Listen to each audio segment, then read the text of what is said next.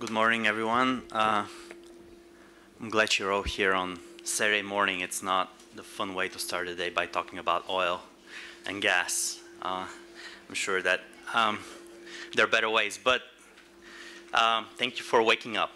And what I want to talk about today is my experience as a journalist covering shale gas. I've done this for the past year or so. I've covered shale gas both in the United States, in Pennsylvania and Ohio, and here in Europe, specifically Poland, Romania, and Bulgaria.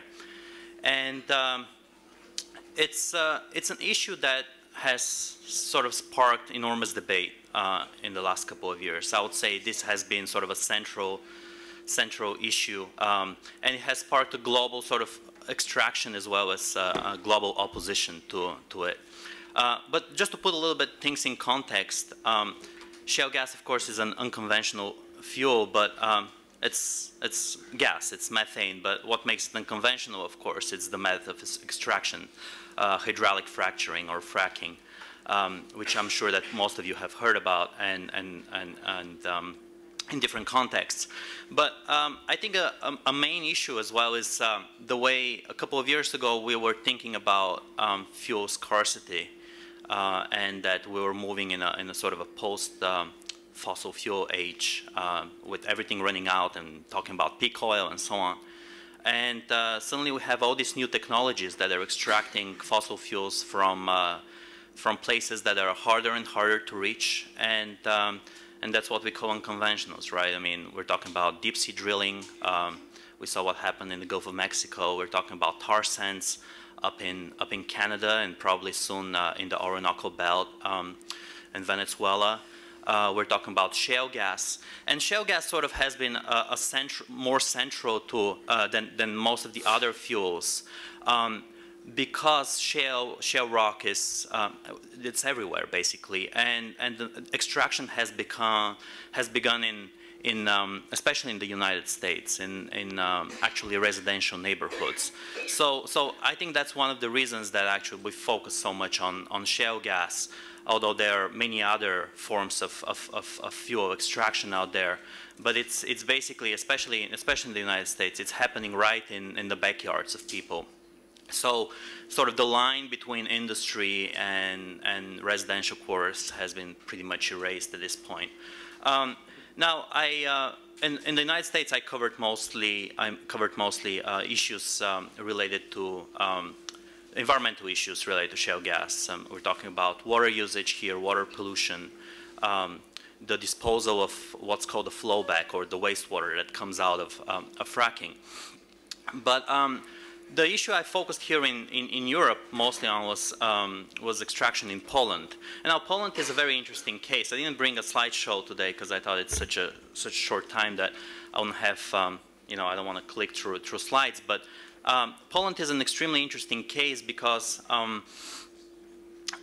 geopolitically it seems like the perfect place where shale gas would start, right? I mean, first, the fear of Russia and sort of the historically fraught relationship it has had with Russia for centuries, and its dependence on Russian gas. And on the other hand, its extremely close relationship with the United States, probably the closest diplomatic partner in Europe, the closest U.S. diplomatic partner in Europe after England and the UK.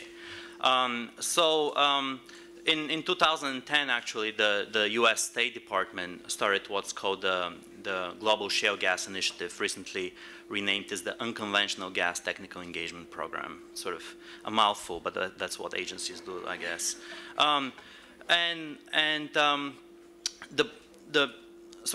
The reasoning behind starting this program was to export shale gas fracking technologies and know-how to friendly countries all around the world, where U.S. has certain political, geopolitical interests. So Poland was sort of the perfect environment for that. And what happened was that well, the company started moving around 2007, but really the big rush was around 2010, 2011 when the U.S. Energy Department came up with this enormous figure of 5.3 trillion cubic meters of gas. I don't know where they got it from. Okay, I know. I'll tell you later. But but anyway, they said it's going to be enough for 300 years of consumption. And so the rush started. Poland actually really quickly gave concessions, 111 concessions. There, I think, a little bit more now, to about 30 companies, both international and local, on a territory of about 90,000 square kilometers, which is about a third of the territory of Poland. Now, when I went there, actually, I expected this huge, exploration project to be happening. What I found, though, is that the Polish shale gas project, and since I went there last year, it has these things have been confirmed, has pretty much failed. Now there are many reasons for that, but a few of them is that technologically, Europe is very different from the U.S. There are not enough rigs. There are not enough services for hydraulic fracturing. Extremely expensive. The shales are much deeper. So there is no infrastructure the way and there is in the United States. So basically, both gas and road infrastructure. So basically, companies have found out that it's 4 times more expensive to drill in Poland than in the United States. In order to bring prices down, actually, they have to create economies of scale. But these kind of economies of scale are impossible to create with that kind of equipment and so on. So basically, what's been happening is we've seen an exodus of big companies. ExxonMobil left, Marathon Oil left, Talisman Energy. There's talk actually of Chevron leaving. Chevron actually just left Lithuania a couple of days ago. So, in the European context, and I'll take questions later on about this because obviously I don't have much time. It's the attempt to copy the shale gas revolution in the United States has come to a halt, more or less. And there are very real, actually, economic issues, but also issues of just public opinion. Of course, in Europe, environmental movements are better developed than in the United States, and what we've seen in Bulgaria, for example, after the big protests, shale gas exploration and exploitation was banned through hydraulic fracturing. Same happened in France, and recently the ban was confirmed. And then recently, of course, the European Commission also, the European Parliament also voted on having environmental impact assessments even for smaller projects, which under 100,000.